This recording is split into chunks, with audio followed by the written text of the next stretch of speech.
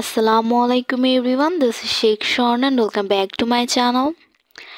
আজকে আমি আমার বিকালের স্ন্যাক্সের থালিটা আপনাদের সাথে শেয়ার করছি।